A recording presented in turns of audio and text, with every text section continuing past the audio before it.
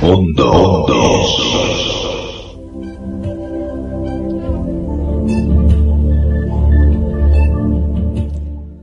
Paco González nace en Vitoria en 1963. Un par de años de prácticas en Radio Nacional de España y Radio Cadena Española y en el periódico Extremadura le convencieron de que lo suyo era el periodismo. Estudió pues en Madrid Ciencias de la Información, estudios que compaginó con unos fructíferos años en Radio Televisión Española.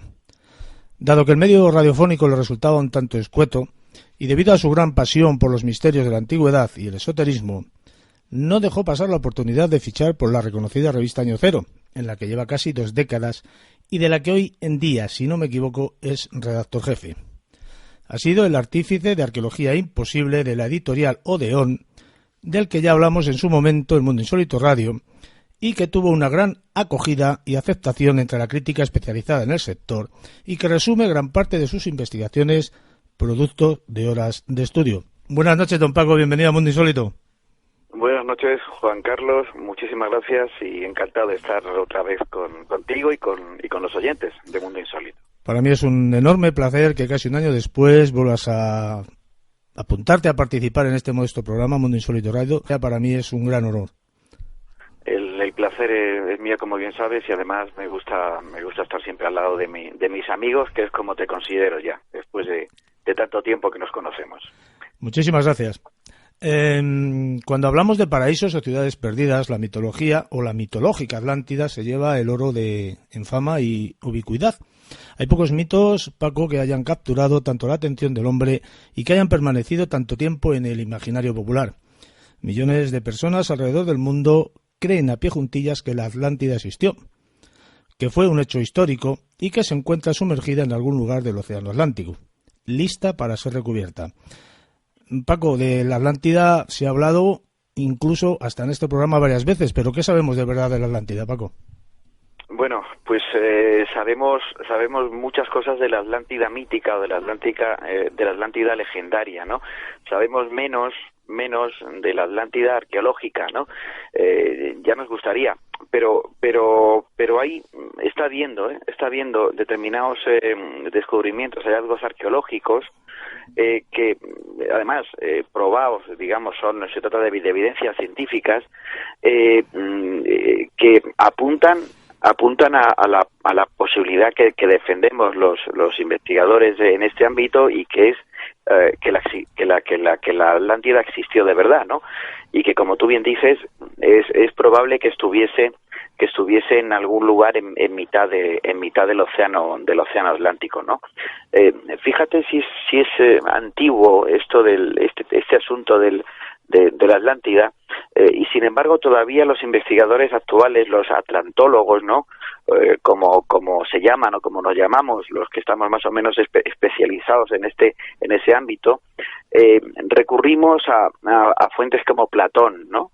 El filósofo griego Platón, o por ejemplo tipos como Athanasius Kircher, el famoso padre sacerdote jesuita, que curiosamente también tuvo fama de ocultista, y que ya en el siglo XVII escribió sobre la posibilidad de que las Islas Canarias y las Islas Azores fuesen los restos que quedaban o que quedaron emergidos tras el hundimiento de la Atlántida. A propósito de estos hallazgos que te decía, son muy numerosos, y los han publicado medios científicos como la revista Science o incluso la revista Nature. Me refiero, por ejemplo, a que la arqueología, la ciencia, cada vez con más frecuencia está reescribiendo la historia de la humanidad, y está retrasando los inicios, digamos, de la civilización humana, ¿no? Para que te hagas una idea, por ejemplo, recientemente, en abril de 2018, se publicó una noticia, creo recordar que fue precisamente en Science, que recogió una serie de descubrimientos arqueológicos en islas del Mediterráneo que apuntaban a una posibilidad verdaderamente alucinante, y es que los neandertales utilizasen barcos o pequeñas barcas, aunque fuese, para desplazarse por el Mediterráneo, saltando de isla en isla. Para que te hagas una idea, a mí que me gusta el asunto de los barcos, de la navegación, la ciencia apoya la idea de que la navegación oficial, o digamos que la navegación intencionada, ¿no? Tiene unos 10.000 años de antigüedad. Pues bien, este dato que publica la revista Science habla de 130.000 años.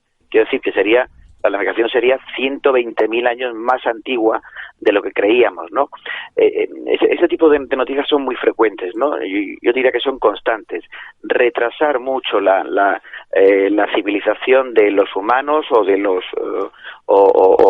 humanos, entre comillas, que nos precedieron, ¿no? Bueno, pues el asunto de la Atlántida tiene mucho que ver con esto, ¿no? Por ejemplo, en una isla de Creta, hace muy poquito tiempo, se descubrió en una cueva un grabado de un barco, digamos, y tú imagínate, pues un cavernícola, con todos mis respetos, ¿no? Allí en el fondo de una cueva de Creta, graba pues una serie de signos, los clásicos signos que encontramos en cavernas de todo el mundo, ¿no? Pero además de esos signos, de esas trazas que son más o menos, bueno, se repiten, ¿no? En cuevas, como te digo, en todo el mundo. Además de esas marcas, había un barco, pero que además perfectamente grabado, pero con una vela o con una vela doble, ¿no? Pero vaya, lo que es un barco con una proa alta. Cuando vi esta imagen que publicó también una revista científica conocida, dije, vamos a ver, voy a ver la datación de estos petroglifos, ¿no? Bueno, pues la datación, como máximo podrían ser, se grabaron hace 21.500 años, ¿sabes? Y como mínimo hace 11.000. La idea de que un neandertal o un hombre de las cavernas navegase de forma intencionada, parecía un disparate, ¿no? Hasta hace muy poco tiempo. Pero como te he dicho al principio, incluso las revistas científicas no tienen ningún pudor en poner estas afirmaciones con evidencias, con fotografías, ¿no? Por escrito. La distancia de Creta a Egipto es muy corta. Uh-huh. Y yo pensé, digo, vaya, esto me recuerda al famoso éxodo atlante, ¿sabes? Cuando se sumergió el continente de la Atlántida hace aproximadamente de 10, 11.000 años. Los autores, los investigadores, Platón, incluso hablan de que se produjo un éxodo atlante, ¿no? De que los supervivientes de la Atlántida que vivían en algún lugar, en alguna parte hacia el oeste, algunos dicen que más o menos en mitad del océano Atlántico huyeron de una catástrofe probablemente volcánica en todas direcciones, pero muchos fueron en dirección hacia el Mediterráneo, ¿no? Es probable que llegasen a Creta o que llegasen a Malta, y como dicen muchos investigadores, por ejemplo el famoso egiptólogo amateur Albert Schlossman, él apoyaba la idea de que los atlantes civilizaron, entre comillas, el antiguo Egipto, o llegaron en el Egipto predinástico y facilitaron una serie de conocimientos a los antiguos egipcios. Pues bien, si trazamos ese recorrido de los atlantes, situándolos en ese lugar del Mediterráneo, que como he dicho antes, en palabras de Athanasius Kircher, pudo estar donde más o menos, donde ahora están el archipiélago de las Azores o las Islas Canarias. Es un recorrido muy coherente, ¿no? Porque hay pruebas en dirección oeste-este, hay pruebas arqueológicas, hay leyendas, hay desde Marruecos, como te digo, hasta Egipto. La única cuestión es ir enlazándolas, ¿no? Es buscar nexos.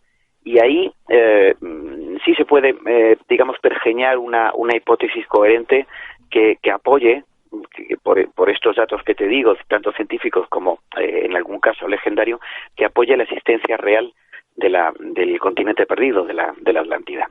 Una vez hablamos aquí de la posibilidad de que la Atlántida pudiera llegar a estar en el estrecho de Gibraltar. Sí, bueno, yo creo que es una teoría que es hasta cierto punto razonable si pensamos que no hace demasiado tiempo se pensaba que más allá del estrecho de Gibraltar no había nada, ¿no? O era un mundo ignoto, ¿no? Un océano, digamos que al final de ese océano se acababa el mundo, ¿no? Por eso digamos que se propuso esa frontera que fue un poco un tanto una frontera psicológica. Desde luego también hay evidencias arqueológicas. No hace mucho, hace un par de años creo recordar, un documental de National Geographic señalaba también la posibilidad con pruebas, con el hallazgo de anclas de gran tamaño, la posibilidad de que la Atlántida o una base o una colonia, como me gusta llamarla a mí, una colonia atlante, se hubiese instalado en el océano, en el estrecho de Gibraltar. Si lo pensamos, tiene sentido, quiere decir, si la Atlántida estuvo más o menos donde ya te he señalado, cerca de las Islas Azores, los supervivientes en barco, en sus naves, tuvieron que cruzar el estrecho de Gibraltar para instalarse en países como Marruecos, como la actual Argelia, o como estas islas como Cerdeña, como Malta, como Creta, y desde luego en el antiguo Egipto, donde hay evidencias de civilizaciones cuyo origen es un tanto desconcertante, ¿no? Un caso particularmente interesante, por ejemplo, es la isla de Malta. La isla de Malta con sus templos megalíticos que son extraordinarios y que no se parecen a nada que se construyese en esa época de los megalitos. Como te digo, en Malta hay esas evidencias a nivel arqueológico, pero también hay una evidencia muy interesante a propósito de un tipo que he mencionado, de un investigador que admiro mucho, que fue el francés Albert Schlossmann, que además era un tipo que era experto en cómputo de ordenadores, era matemático y que fue un verdadero experto en la traducción de jeroglíficos egipcios, sobre todo del famoso zodiaco de Dendera en el templo en Egipto, o del libro de los muertos también. Pues mira, Schlossmann les señaló que estos supervivientes de la Atlántida, él los identificó un poco como los seguidores de Horus, como estos famosos Shensuhor, ¿no? Uh-huh. Los seguidores de Horus predinásticos, ¿no? De los que se habla en el papiro de Turín, el famoso papiro de Turín, que por cierto vi hace muy poco tiempo en esta ciudad italiana. Es curioso porque esto de los seguidores de Horus, identificándolos como los supervivientes de la Atlántida, como una casta sacerdotal, o una élite, digamos, de estos supervivientes de la Atlántida, a mí me recordó algo que leí también, no de Schlossmann, sino de uno de los egiptólogos más famosos también de la historia, el Walter Bryan Emery, ¿no? Uh-huh. Emery descubrió en el Alto Egipto, descubrió o supo de la existencia de esqueletos de hombres, de humanos con una envergadura mucho mayor que la población nativa del antiguo Egipto y con un cráneo dodicocéfalo muy muy pronunciado, o sea, lo que es un cráneo alargado, del mismo tipo de los cráneos alargados que se descubrieron en la isla de Malta, ¿no? En las islas de Malta y de Gozo, que componen el archipiélago de Malta. La cuestión es, ¿y si estos seguidores de Horus, estos Shensuhor tan misteriosos del antiguo Egipto, fueron esa casta de sacerdotes o esa élite, digamos, de gobierno de la Atlántida, que llegó al antiguo Egipto y que por fuerza también tuvo que pasar por sitios por lugares como Malta? A mí me parece una hipótesis que no hay que desestimar. Me parece una hipótesis interesante. Daría contenido además a qué son o a quiénes pertenecieron estos cráneos alargados y por qué en otros lugares del mundo, por ejemplo más al oeste de la supuesta ubicación de la Atlántida, en mitad del Atlántico. Me refiero sobre todo a Perú, porque también se han descubierto tantos humanos con el cráneo alargado, ¿no? Y no hablo de cráneos alargados intencionalmente, sino cráneos alargados naturales, es decir, de nacimiento. ¿Esos cráneos pertenecen a una raza humana realmente o se puede sospechar que pueden ser unos visitantes no terrestres? Bueno, yo creo que no podemos descartar nada, ¿no? Que como te he dicho al principio de mi intervención, es que cada vez da la impresión de que cada vez sabemos menos de nuestra historia, de la historia de la humanidad, ¿no? Yo creo que es posible que conviviesen especies en tiempos mucho más remotos, muy anteriores a la aparición del Homo sapiens, ¿no? Y no veo por qué no algunas de esas especies humanas, entre comillas, no pudieron tener un desarrollo evolutivo, un avance con mayor rapidez, ¿no? Mucho más rápido y adelantándose a su tiempo, pero por miles y miles de años, ¿no? En el caso, por ejemplo, de los atlantes, no hablamos de demasiados años. El hundimiento parcial de la Atlántida, o el primer aviso, ¿no?, del desastre de la Atlántida, se produjo hace aproximadamente 21.000, 22.000 años. El hundimiento definitivo hace 10.000. Son fechas relativamente recientes, ¿no? Relativamente recientes. Pero ¿y si antes incluso vivió otro tipo de gente o llegó gente de otros planetas? Pues del mismo modo, a mí no me parece en absoluto descartable, del mismo modo que nosotros, que los humanos actuales, viajamos a la Luna. Hay previsto también una expedición humana a Marte. Quiero decir, en cualquier planeta con seres similares a nosotros, con las mismas curiosidades, con las mismas necesidades, también en esos planetas se plantearían el hecho tal vez de visitar por mera curiosidad, de visitar otros planetas, y no es descartable tampoco que hace 40 o 50.000 años o 100.000 años, en algún otro planeta donde tuviesen la tecnología suficiente o necesaria, nos visitasen. Me parece una idea absolutamente razonable, pero también es razonable que esta gente, que los atlantes o que los seguidores de Horus, los Shen-Suhor, esta gente con el cráneo alargado, también es posible que fuesen terrícolas, entre comillas, ¿no? Uh-huh. Que naciesen en la Tierra. En cualquier caso, ambas posibilidades me parecen fascinantes, ¿no? Lo que es necesario es investigar mucho más sobre este asunto que la ciencia ortodoxa en general descarta como mítico, como legendario, ¿no? Como cuentos para viejas, ¿no? Por decirlo de un modo coloquial. Sí. Fíjate que Platón definía la orografía de la Atlántida como escarpada, salvo una parte que era una gran extensión, como una llanura rodeada de montañas que iba a dar al mar. Y Platón decía que era una isla rica en minerales y sobre todo en cobre de montaña o algo así decía.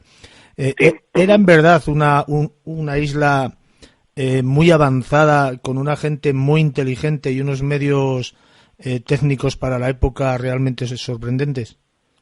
Bueno, sí, pues fíjate, primero déjame solamente apostillar una cosita, porque esta descripción que has hecho está muy bien, y a propósito de lo que decía antes de Kircher,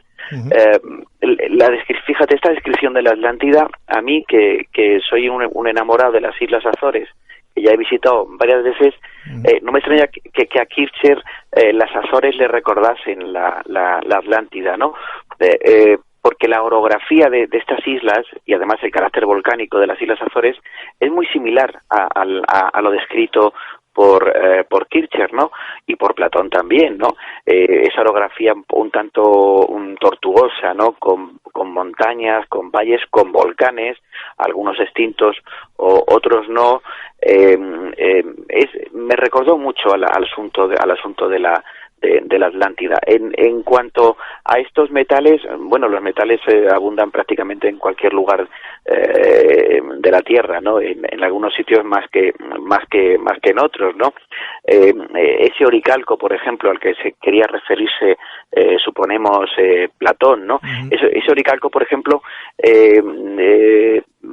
se extraía o se fabricaba en zonas de Marruecos, otro de los sitios, el sitio donde, según Albert Schlossman, desembarcaron los primeros supervivientes de la Atlántida tras la destrucción definitiva del continente, ¿no?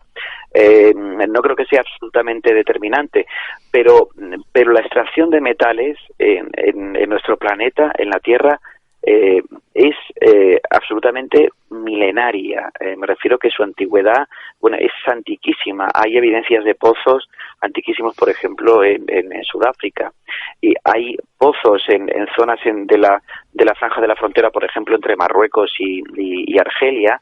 Hay pozos y hay evidencias de ocupación humana en tiempos tan remotos que los investigadores no tienen nada claro quién pudo utilizar esas minas, ¿no? No saben decir con exactitud qué civilización usó esas explotaciones mineras, ¿no? Obviamente el uso del metal, que yo considero tan importante como el uso de la navegación o el aprovechamiento de la navegación, me refiero a grandes en mar de altura, ¿no? Oceánica, son fundamentales para el desarrollo de la humanidad, ¿no? Es la mitología, ¿no? Incide en que el control del metal suponía como el poder absoluto, ¿no? Y se asociaba a muchos dioses con el dominio del metal, ¿no? Yo creo que los atlantes, esa civilización hipotética, tenían conocimiento del metal y sobre todo tenían conocimiento de este asunto que permíteme que insista, el tema de la navegación, de la navegación a vela. De ahí que propuestas, por ejemplo, que los antiguos egipcios llegasen a América, no me parece en absoluto descabellada. Los mares son verdaderas autopistas, los océanos son verdaderas autopistas. Yo creo que las grandes migraciones humanas no se produjeron tanto por tierra, que también, sino a través de los océanos, por la sencilla razón de que era mucho más sencillo. Era mucho más fácil dejarse llevar por las corrientes, ¿sabes? Sin embargo, si tú pretendes ir desde España, por ejemplo, pretendes ir hasta el estrecho de Bering caminando, pues en fin, es una cosa ardua, compleja. Te vas a encontrar con una cantidad de topes, de una orografía que te va a impedir la marcha, que te la va a dificultar muchísimo. Si eso, en cambio, lo haces, por ejemplo, desde España a través del estrecho de Gibraltar, tú vas a encontrar corrientes marinas que te van a dirigir precisamente, por ejemplo, hacia las Islas Azores. Y de las Islas Azores a América hay prácticamente la mitad de camino. Quiero decir que es una posibilidad que no se puede descartar en absoluto, aludiendo a que los barcos del antiguo Egipto eran de papiro. Pues no, los barcos egipcios eran naves enormes. Se han descubierto barcos de hasta 23 metros de eslora, ¿no? Es decir, no solo servían para navegar por el río Nilo, ¿no? Sino que servían para navegar perfectamente por el océano. A propósito de estos barcos, hay una curiosidad. También Albert Schlossman, este investigador del que he hablado hace un minuto, propone que entre los digamos, las tecnologías que los atlantes regalaron o cedieron o legaron a los antiguos egipcios, a estos egipcios predinásticos, estamos hablando de hace más de 13.000 años, estaban los famosos manjits o manjets, que eran las barcas solares, ¿no? Las barcas de Ra, estos barcos que hemos visto muchas veces representados en papiros egipcios, ¿no? En realidad, como te digo, eran barcos complejos, y no eran barcas simplemente para pescar en el río Nilo, sino que eran barcos para hacer travesías de muy larga duración. Fíjate que ahora estaba buscando información según estábamos hablando, porque me ha venido a la memoria un libro de 1982, 83, no me acuerdo bien, de Ignatius Donnelly, porque tú antes has porque tú antes has comentado de lo de la antigüedad, de la Atlántida, y él tiene un libro, me parece que se titula Atlantis, el mundo antediluviano o algo así, ¿no? Sí, lo tengo por aquí en mi biblioteca. Sí. Sí, Donnelly es otro de los grandes, de los pioneros, ¿no? Del asunto de la atlantología, ¿no? Hay más, como Leo Frobenius también, que también situaba la Atlántida en la costa occidental de África. Lo que tienen en común estos investigadores es la coincidencia en las fechas, ¿no? Schlossman, por ejemplo, hizo un cálculo exacto del hundimiento de la Atlántida después de descifrar el zodiaco del techo de Dendera, ¿no? Y algo parecido hizo Donnelly, ¿no?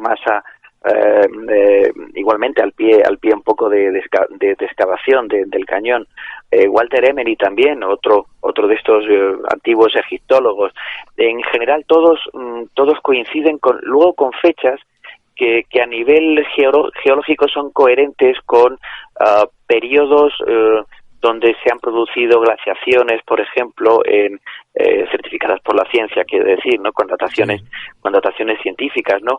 Mira, por ejemplo, en Europa, en el ámbito mediterráneo, en Marruecos, por ejemplo, en Marruecos, por ejemplo, se sabe que hubo un evento catastrófico que quizá incluso afectó al eje terrestre hace aproximadamente 21.000 años, que eso coincide con el primer aviso, ¿no? De destrucción de la Atlántida.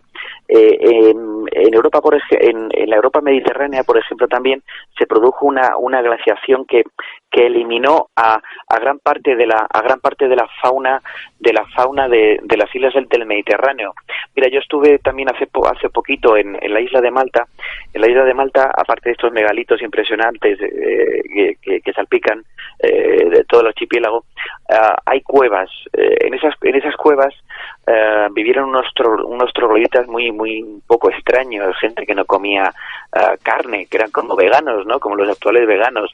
Y justo al lado de donde vivían, yo he visto pinturas rupestres de elefantes diminutos y de ciervos diminutos. No es que los pintores de estas cuevas los pintasen así, ¿no? Tan pequeñitos, sino que eran así. Eran elefantes enanos, eran ciervos enanos, ¿no? Esa era la fauna que habitaba Europa hace aproximadamente entre 21.000 y 11.000 años. 21.000 y 11.000 años, sí. Digo bien. Son fechas que están concretadas están certificadas por la ciencia, ¿no? Por estudios científicos. Y esas fechas coinciden con la antigüedad, digamos, de la Atlántida. Todos los investigadores, incluido el gran Ignatius Donnelly, coinciden con ese rango, ¿no? De fechas. Puede que lleven razón o no, puede quizá que los atlantes sean una civilización mucho más antigua, y que de hecho comerciasen, como decía Platón, aparte de dominar los mares, comerciasen con el resto de regiones, pues del área mediterránea, por ejemplo, hace mucho más tiempo, ¿no? Y que Platón ponga, por ejemplo, una fecha pues un poco al azar, ¿no? Una fecha un tanto lejana, dada su época o dado los medios tecnológicos de su tiempo, pues un poco para sembrar en el inconsciente de los lectores de sus libros, de sus ensayos del Critias y sobre todo del Critias, ¿no? Pues la idea de que fue una civilización gloriosa, una civilización, pero fue muy remota, ¿no? Pero en fin, yo creo que más o menos las fechas son las que te he venido diciendo. Yo creo que ya como epílogo, porque sé que el tiempo te apremia bastante y por eso te estoy todavía más agradecido si cabe. ¿Qué novedades tenemos de la Atlántida hoy en día? Yo te he contado básicamente estas que te he dicho al principio, ¿no? Estos estudios de la revista Science, ¿no? Sobre todo a propósito del asunto de la navegación. los descubrimientos arqueológicos más recientes, en mi opinión, y que apenas se han estudiado, no sé muy bien por qué, son esta relación, por ejemplo, de los atlantes con los seguidores de Horus, ¿no? Uh-huh. Yo creo que es una línea de investigación muy interesante, pero por ejemplo, este reportaje, para que te hagas una idea, este reportaje de National Geographic de hace un par de años, que señalaba el estrecho de Gibraltar como una de las posibles ubicaciones de la Atlántida, pero también señalaba la isla de Cerdeña. Hacía un reportaje bastante bonito. Pero también, fíjate, el reportaje acaba en el archipiélago de las Azores. Yo, si vale que lo diga, yo tengo la intuición de que la historia de Azores es mucho más antigua de lo que reconoce la historiografía de Portugal, ¿no? Digamos que dice que nadie vivió en las Azores antes de que llegasen los navegantes portugueses, ¿no? Más o menos en el siglo finales del siglo XV, principios del siglo XVI. Sin embargo, yo mismo he visto en las Azores no solo estas pirámides escalonadas, que son muy parecidas a las pirámides de Weimar, de Canarias, sino que también he visto dólmenes y piedras sacrificiales excavadas, no me cabe la menor duda, por manos humanas y de forma intencional. Yo creo que los humanos nos hemos movido por la Tierra en épocas que de momento la ciencia no está dispuesta a asumir, y quizá porque obviamente la ciencia no juega con elucubraciones, si acaso con especulaciones, pero yo estoy convencido de que los humanos nos movimos, y en muchas direcciones, como los atlantes, por todo el planeta en tiempos que daría vértigo pensarlos. Fíjate que has hablado de pirámides escalonadas y yo me parece recordar que en Egipto hay alguna. Sí, claro, fíjate, esta es otra de las conexiones. Uh-huh. Siempre se ha hablado también de una conexión, por ejemplo, entre Canarias y Egipto. Bueno, pues es que si tú ves las pirámides de la isla de Pico, uh-huh, en las Islas Azores, son como un calco de las pirámides de Weimar, de Canarias, o son un calco de las pirámides, por ejemplo, de algunas pirámides escalonadas de Egipto, que ahora me viene a la memoria, por ejemplo, Meidum, ¿no? Uh-huh. Como de las más famosas. Son muy parecidas. La pirámide de Meidum, por ejemplo, estamos hablando de las primeras pirámides que se construyeron en Egipto. Estas picudas que conocemos, como las que hay en la explanada de Giza, son posteriores, ¿no? El tema de las pirámides es muy interesante, y se ha explicado o se ha investigado muy poquito en Canarias. Ahora que me parece que se cumplen 20 años del museo de las pirámides en Weimar, ¿no? De su inauguración, ¿no? En Weimar, perdón. Es una lástima. El museo prácticamente, en fin, es una especie de parque temático que está más destinado a otros asuntos que a la investigación arqueológica propiamente dicha, al menos hasta lo que yo sé y por lo que me han podido contar colegas canarios, ¿no? Pero exactamente lo mismo ocurre en Azores. Estuve hace 2 veranos en Azores, y una conservadora de un museo de allí me explicaba que no hay dotación de fondos para investigar las pirámides de las Azores. Yo he estado en el interior de una pirámide de las Azores, y es un sitio absolutamente impresionante, y está claro que dentro que el interior de esa pirámide se produjo algún tipo de ritual, ¿sabes? Se produjeron algún tipo de cultos, pero como te he dicho, como Portugal, el gobierno portugués no reconoce que hubiese humanos viviendo en las Azores antes del siglo XVI, pues simplemente niega la existencia, niega que esas pirámides sean pirámides incluso, o que esas pirámides sean antiguas. Según ellos, son pirámides modernas construidas para guardar los aperos de labranza. Si tú ves esas pirámides escalonadas tanto en el parque de Weimar o en las Islas Azores, tú te das cuenta perfectamente que piensas en una cosa evidente: un campesino, con lo duro que es el trabajo de un campesino, de un agricultor, no se va a poner a construir, una pirámide. Si tiene que apilar piedras, las apila de cualquier manera, pero no construyendo una pirámide, y dentro de esa pirámide, como te digo que vi en la isla de Pico, en el archipiélago de las Azores, hace una cámara redondeada con unas grabaciones al fondo de esa cámara de piedra. En fin, es un disparate. Pero, como te digo, hace falta voluntad de las instituciones también científicas de investigar este tipo de cosas. ¿Qué proyectos tienes a nivel de investigación, Paco? ¿Perdón? ¿Qué proyectos tienes a nivel de investigación? Proyectos, bueno, yo siempre tengo proyectos. Un hombre ocupado, ¿no? Sí, lo que la revista me deja lamentablemente muy poquito tiempo, ¿no? Para salir y para investigar donde yo quisiera, pero bueno, tengo por ahí alguna cosita. Sigo escribiendo, pues como sabes, en mi revista, en la revista Año Cero. También he empezado por lo menos un par de libros, a ver si termino alguno, y desde luego viajar, porque me parece que no basta con empaparse de libros y tal, que está muy bien. Yo tengo una biblioteca muy grande con libros sobre todo muy antiguos, que repaso muy a menudo, y pero cuando viajas es diferente, ¿no? Cuando viajas, digamos que te vienen las intuiciones, te empapas un poco del ambiente, de la cultura, y te ayuda a resolver problemas, ¿no?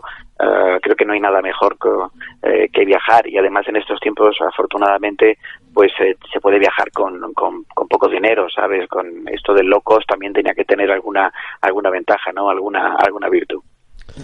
Viajar está muy bien, leer está muy bien, pero la revista Año Cero, que ya no sé ni los años que lleva saliendo. Yo tampoco, más de 25, ¿no? Yo llevo ya casi 21 años en la revista, así es casi una vida, ¿no? Casi media vida seguro. Efectivamente. Quien quiera conocer un poco más de Arqueología Imposible, tienes una especie de blog o página web o algo así, ¿no?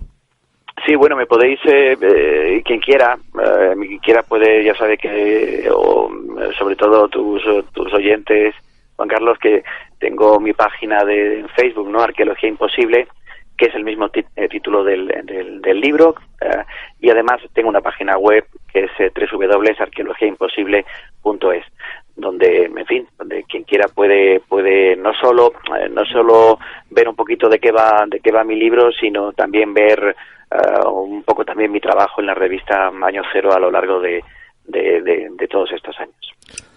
Pues Paco, ha sido un enorme placer tenerte en Insólito Radio. Ya sabes, te estoy muy agradecido por tu participación y tu esfuerzo hoy, porque ya sabemos que el tiempo te apremia, especialmente hoy. Muchísimas gracias, como siempre, por todo, y un fortísimo abrazo. Muchas gracias a ti, Juan Carlos, un abrazo muy fuerte y pasa muy buena noche.